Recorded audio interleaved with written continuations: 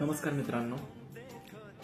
कुणाल कामरा यांनी त्यांच्या स्टुडिओमध्ये एक गीत गायलं.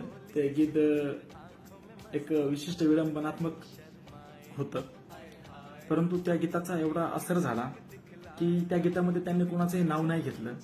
परंतु ज्यांना माहिती असतं की ह्याच्यामध्ये आपण बसतोय किंवा याच्यामध्ये हे गीत आपल्याला समर्पित होतंय, तर त्या लोकांपर्यंत ते पोहोचण्याचं एक काम त्याच्या गीतातून त्यांनी ते करून दिलं. परंतु मित्रांनो, मागच्या 2 वर्षामध्ये 2.5 वर्षामध्ये सगळे लोक हेच तर बोलतायत.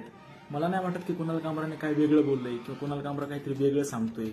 जे निवडणुकीच्या काळामध्ये किंवा ज्यावेळेस महाराष्ट्रामध्ये सत्ता बदल झाला त्याच्यामध्ये इथले लहान लहान मुलं, इथले लहान लहान लेकरं, इथली स्त्री, इथला पुरुष, प्रत्येक घटकातून जो आवाज येत होता तोच आवाज तो त्याच्या माध्यमातून त्यांनी तो स्टुडिओच्या माध्यमातून व्यक्त केला. त्याच्यामुळे कुणाल कामरा चुकीचा आहे असं अजिबातही नाही. त्यांनी जे केले त्याचे ते अभिव्यक्ती स्वातंत्र्य आहे.